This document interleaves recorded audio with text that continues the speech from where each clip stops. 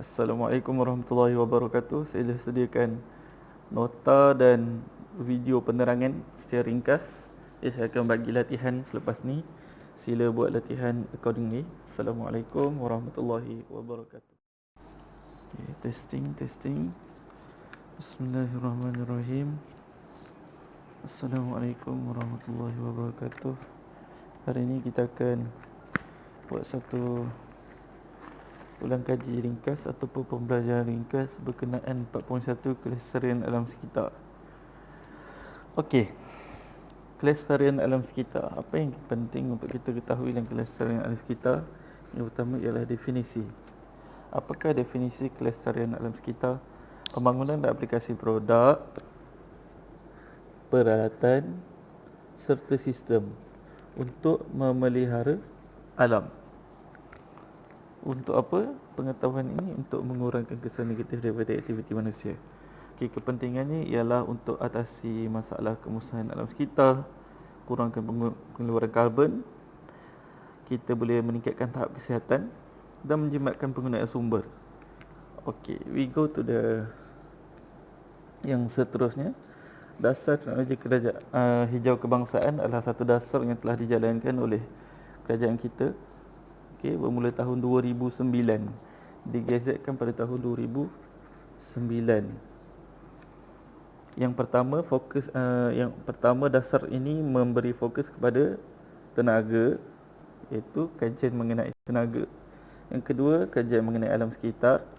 Yang ketiga, kajian mengenai pertambahan ekonomi daripada aplikasi penggunaan ataupun aplikasi teknologi kelestarian alam sekitar, memperbaiki kehidupan sosial manusia dari segi ekonomi dan kebaikan-kebaikan yang kita terima daripada kemajuan teknologi hijau.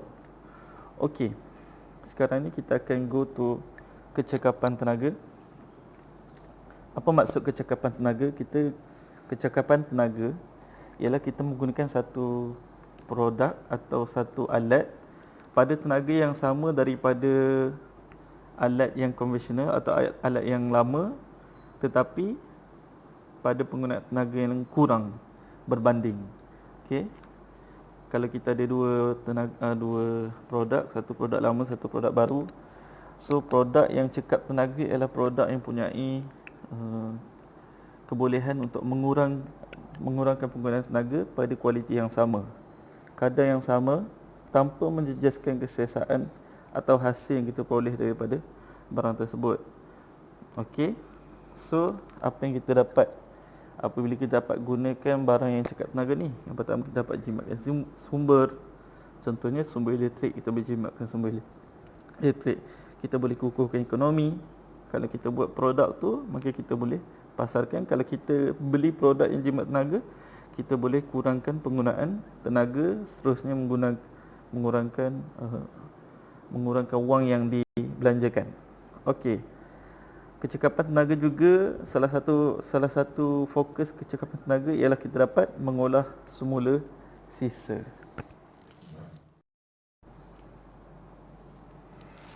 Okey, bismillahirrahmanirrahim. Kita akan sambung sikit. Okey, saya nak tambah yang tadi. Ini definisi apa? Ini adalah definisi teknologi hijau. Definisi teknologi hijau. Okey, untuk memudahkan rakyat ataupun kita memahami teknologi hijau, dasar teknologi hijau kebangsaan telah membahagikannya kepada beberapa sektor. Okey, yang pertama ialah sektor tenaga. Okey, sektor tenaga, kita nak fokus bagaimana tenaga boleh digunakan dengan berhemah tanpa mengurangkan produk ataupun tanpa mengurangkan production, lebih bersih, bebas karbon dan boleh menggantikan bahan api fosil. Okey, yang kedua ialah fokus kedua dalam teknologi hijau ialah sektor perhutanan atau pertanian. Fokus dalam sektor perhutanan dan pertanian ialah kita nak mengurangkan gas karbon dioksida. Dalam arti kata yang lain, meningkatkan gas oksigen. Okey, meningkatkan kualiti udara, menjaga nutrien tanah dan penambahbaikan dalam penghasilan makanan daripada pertanian. Okey, yang ketiga ialah sektor pengangkutan. Pengangkutan ni banyak kan, kereta, motor, bas, lori dan sebagainya. Kita nak dasar teknologi hijau kebangsaan nak fokuskan dalam sektor ini ialah prasarana atau kenderaan pengangkutan yang bersih, dan kita nak cipta satu bahan bakar kenderaan yang hijau ataupun kurang pencemaran. Seterusnya ialah sektor pengurusan sisa dan air sisa. Pengurusan sisa air sisa sebab kebanyakan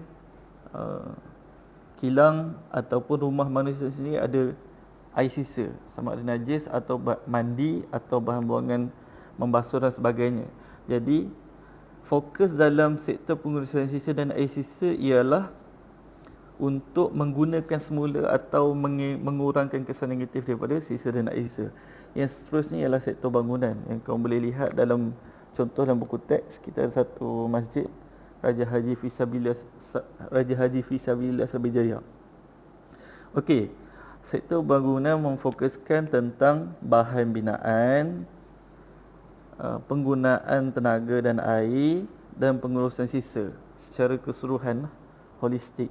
Jadi katakanlah dia hanya menggunakan tenaga solar, tak semestinya dia adalah bangunan teknologi hijau. Dia hanya menggunakan sebahagian bangunan teknologi hijau.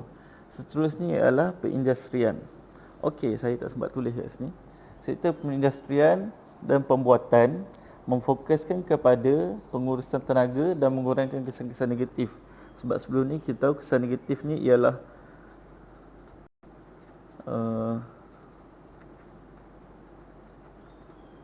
haba, gas beracun dan sisa toksik. Okey, teknologi hijau kita nak atasi perkara ni lah. Okey, yang last sekali ialah sektor teknologi maklumat dan komunikasi. Teknologi maklumat, teknologi ni last sekali, dan komunikasi. Kalau kamu tak faham tulisan saya, kamu boleh rujuk dalam buku teks. Okey, fokus dia adalah menggunakan teknologi untuk mengurangkan bahan atau menjadikan sesuatu produk lebih cekap. Contohnya kita gunakan apps untuk kurangkan penggunaan kertas, ataupun kita gunakan buku PDF untuk kurangkan penggunaan kertas.